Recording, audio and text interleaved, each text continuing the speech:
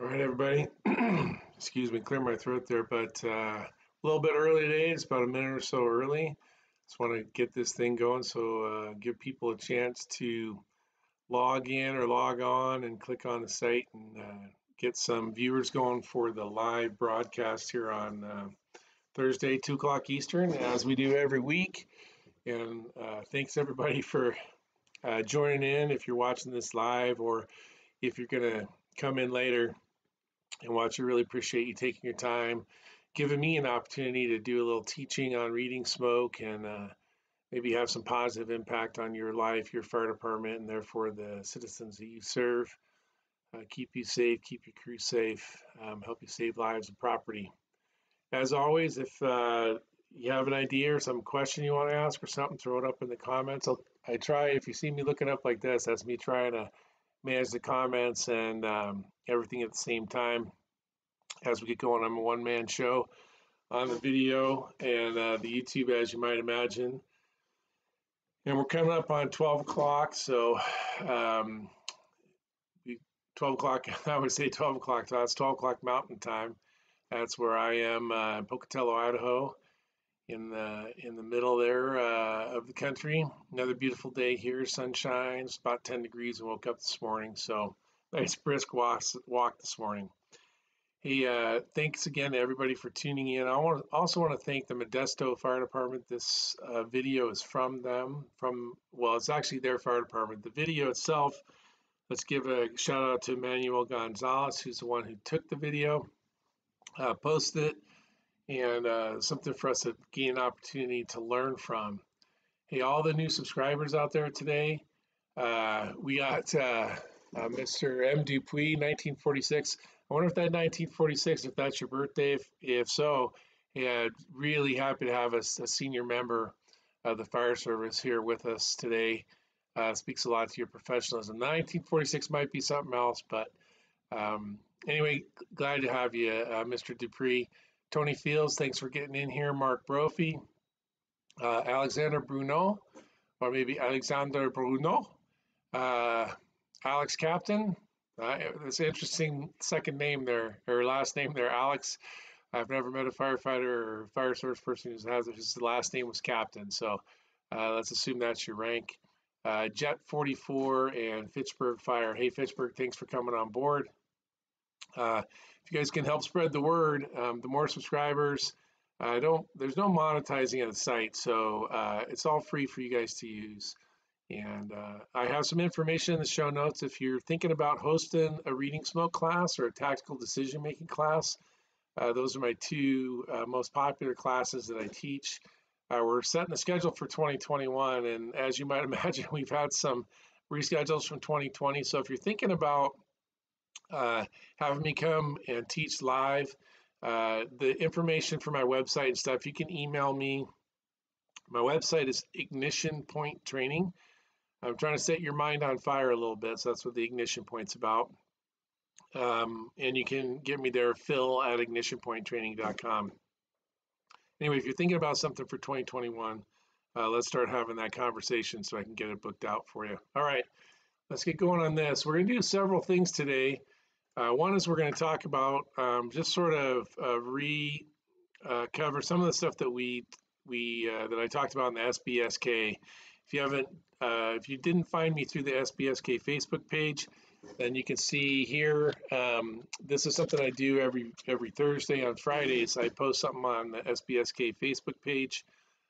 Use the same video each week on the Wednesday and Thursday sessions, but the Thursdays give us some more opportunity to get into a little more depth. Okay, the other thing, we're streaming live off of YouTube for these videos. And so if there's a hitch in the giddy up or something with the video quality, please understand I'm not a techno geek. But let's look at what we got going on here. We're going to call this the alpha side because this is the side we're going to look at the whole time. And if we look here, we've got a bunch of stuff going on from a reading smoke perspective, right? Here we have, there's pretty good flame showing with thin black fast. Because smoke is fuel and we have pretty good ventilation, which I think they do right there. We get thin black fast coming off of the top. Most of the fuel is consumed, although there's definitely plenty of volume of smoke over here sort of in the background. So we definitely have a good size working fire. If I think about this from a building construction standpoint, I'm looking at this thinking this is all one, all these just go right to the ceiling. This isn't 2 stories, this is all 1 story with a relatively high ceiling. Some of this might have drop ceiling in it, but it's basically going to go up to the roof rafters, are probably sheetrock on the bottom or maybe even unfinished, and then the roof deck on top. It's a pretty significant firework in there. We also see flame vent point ignition going on here. Okay, so if we look at this, man, we got that's really pushing out, and we have vent point ignition going on. That means we have smoke in the 800, 900, 1,000 degree mark down at what was basically the top of the door, so at the 5 to 6 foot level. Okay, that tells us that we have smoke at least down to that level, right? That's at that 800, 900 degree mark, maybe even a little bit hotter. And so there's a significant height here, right? So if this is what I picture to probably be a 12 to 14 foot ceiling, and I got 900 to 1,000 degrees at the 5 to 6 foot level, that means really significant. And not only that, but the volume, right? The volume it takes to fill this size of a structure, significant, right? So all this is leading us to what we know just from driving in. From driving in, we can see these columns and we know we have significant fire working, right? All right, let's keep the video playing because we're not going to use the video the whole time today, although we're going to definitely start with it. Here we have some white smoke, a little bit of blackness as it's coming in, and then this could be, I think there's a lot of steam here. You can see it's sort of that clean, pristine, dissipating white. And I don't know for sure what that is, right? That as they pull up here, before they get going here, as they deploy, there's no doubt that you're going to look that way. I know you can't stop yourself. That's all right. So this could be, there's a couple possibilities here, and I don't think it makes a big difference for the fire behavior and what we're going to do about it, but just to think about it from a reading smoke perspective, is this clean dissipating white, it could be off-gassing, right? So there could be, who knows what the contents of this place are, right? I mean, this is some sort of auto facility that says have your battery tested today, at least this occupancy. So it could be tires, could be, who knows for sure. Or another possibility that I've seen in places like this is a single, or there might be some sort of plumbing fixture that's broken or melted through, and it's just spraying water.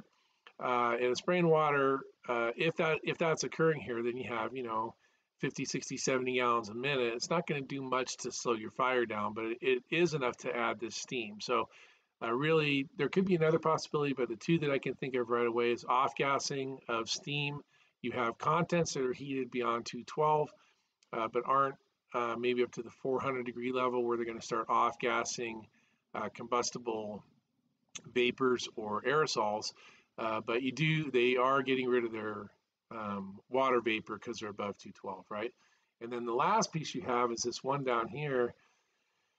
And the seeing it coming out of that door, and we'll get back to it, but seeing it coming out of that door again at the 5 to 6 foot level, and what's really striking about this is the total volume and the velocity and the density and the color, right? All super high, particularly when you think about the fact that this much smoke, this volume coming out of this door means that's a freight train coming over the top. If you're listening to this, if we had the volume on, you'd hear the freight train in the background, but this is going to be a freight train of smoke coming over the top here.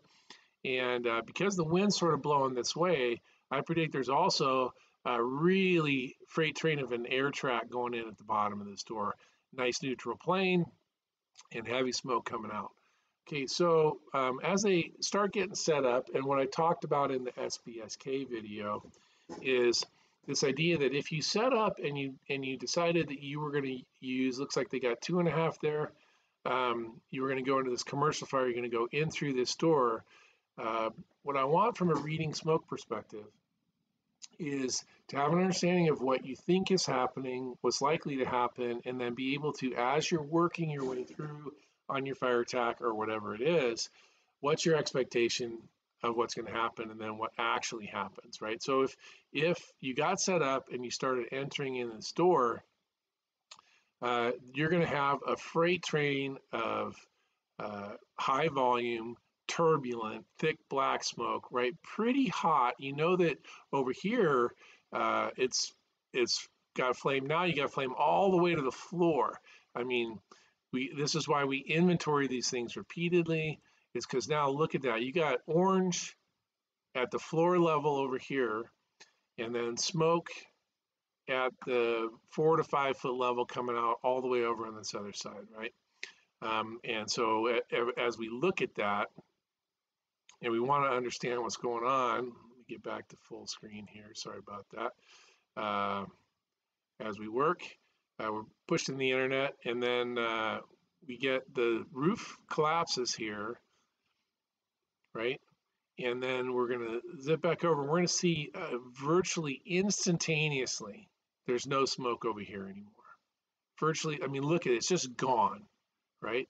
So down this Bravo side, we'll get back there, down this Bravo side, okay, this was an exhaust, right? As soon as this roof lets go, now it's an intake. And not only that, but some of these other things that were exhaust before, like here, this is also going to become an intake. So let's, if we project out, right, we have a mental projection of what we think is going to happen. We're in this store, we got a freight train of smoke going over the top. Hopefully we're keeping that smoke cool. We're using our water to make sure that smoke is over our head. We're keeping it as cool as possible, cooling the space that we're in, cooling the box that we're in on our way to the fight the fire.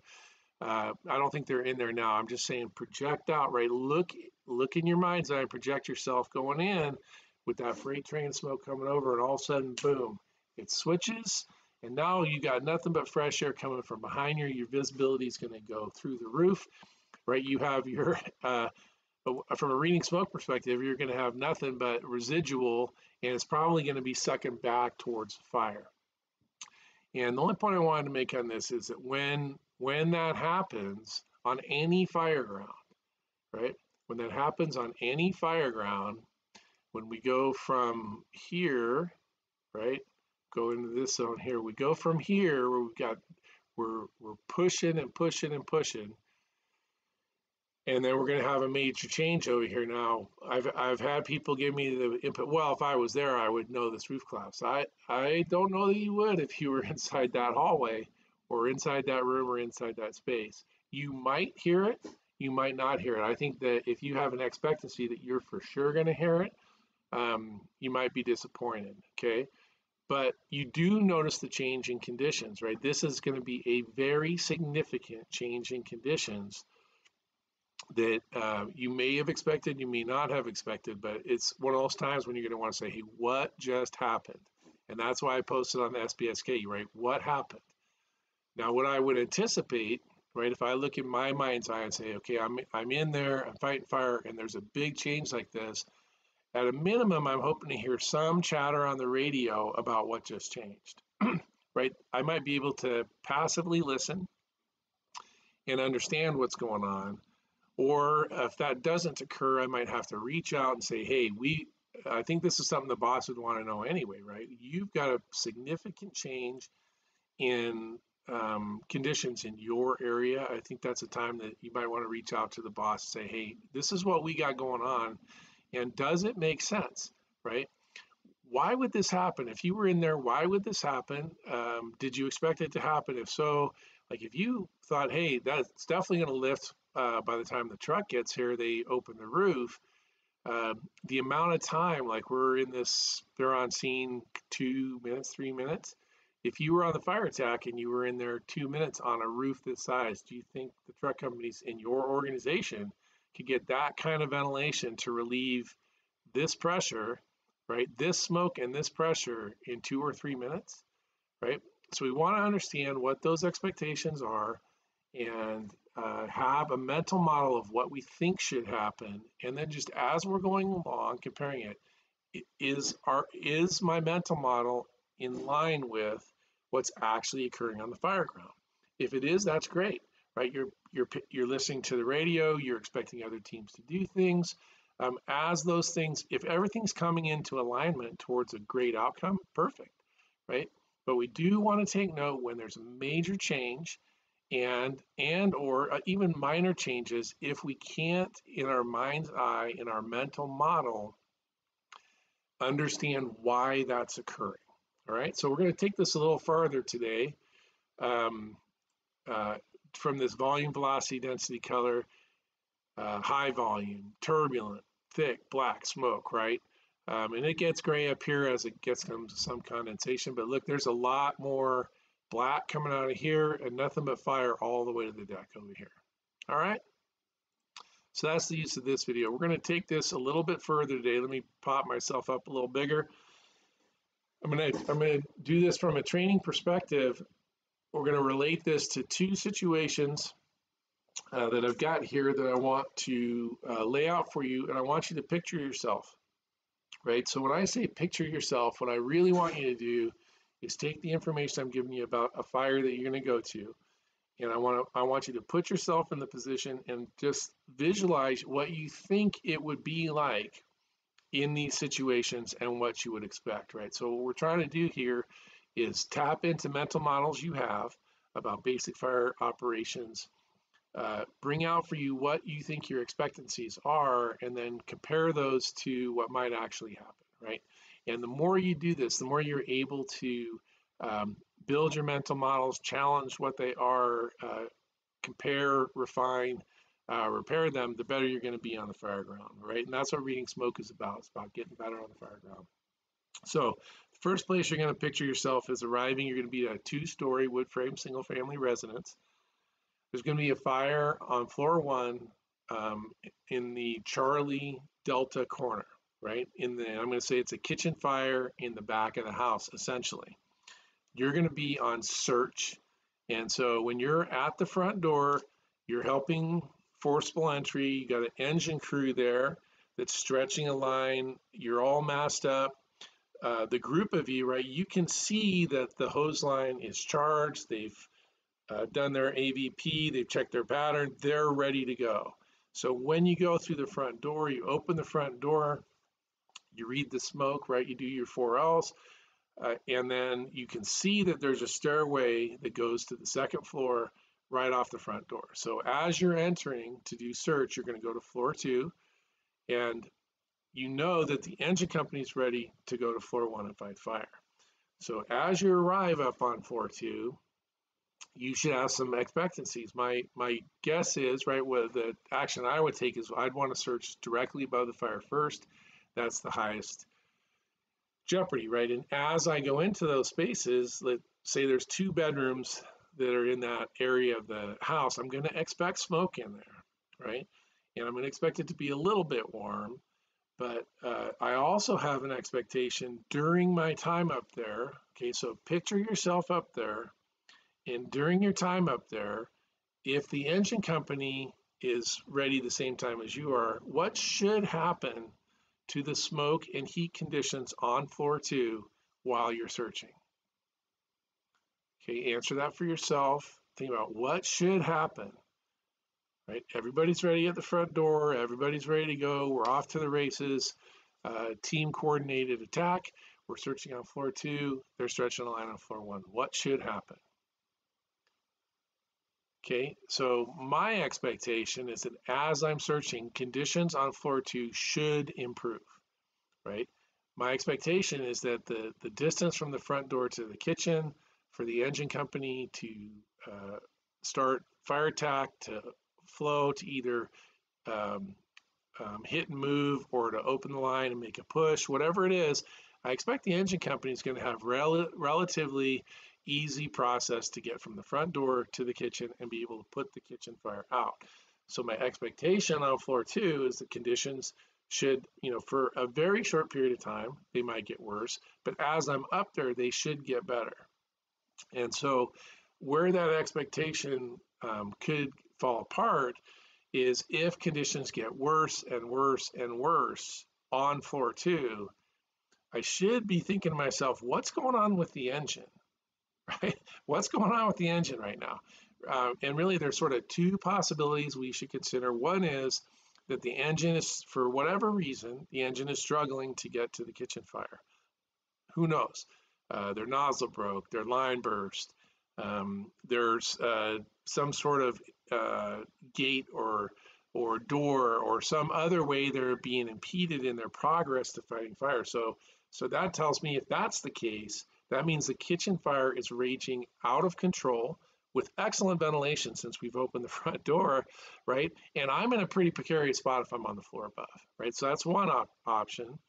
The other option that I can think of is this fire has extended into the attic and is in fact a significant attic fire right now, right?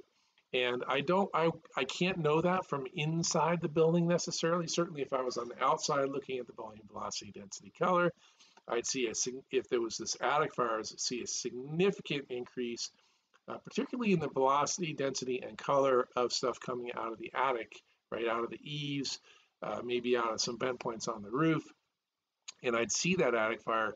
But if you're that crew on floor 2, you may not see those sorts of conditions, but you might feel the heat, or you might see smoke pushing down. And all I'm trying to do is get you to visualize, like, you're in this spot. What do you expect to happen? What actually happens? And then we have a couple of opportunities to say, if things get worse, right? If things get better, great. We know the engine's knocked it down. They're doing their thing. They're probably going to start hydraulic ventilation. We're in great shape up here. If our risk is really down low. We can really be aggressive on the search up on floor 2. But if conditions continue to get worse and worse and worse, I need to be a little tighter with my crew. I need to make sure I really keep track of where that exit stairway is. I might even want to think about what my secondary egress might be. If it does get away from the engine, high likelihood I'm not getting down the stairs, right? And so just picture that and think about that just from a learning perspective. One additional way that we can lever off of this video to read smoke in a single family residential. All right, so that was one opportunity to teach and think about how we can apply these things somewhere else. Okay, let's back out of that one, and we're going to ask you to picture yourself again, right? We're going to be in a different fire, the same 2-story single family residence, but this time I'm going to say the fire is on floor 2. And we're going to first talk about you as a fire attack, right? So you're going to stretch your line, charge it, you're going to open the door, you do your 4Ls, and you're going to see where the stairway is, and you're going to go upstairs, you're going to go right, and you're going to fight again on the Charlie Delta corner. And you have vertical ventilation working with you. The crew assigned a vert vent. You see them, they got, as you're stretching, they're putting their ladders up, they're doing their thing, right? You know they're going to go to the roof, they're going to pop the lid.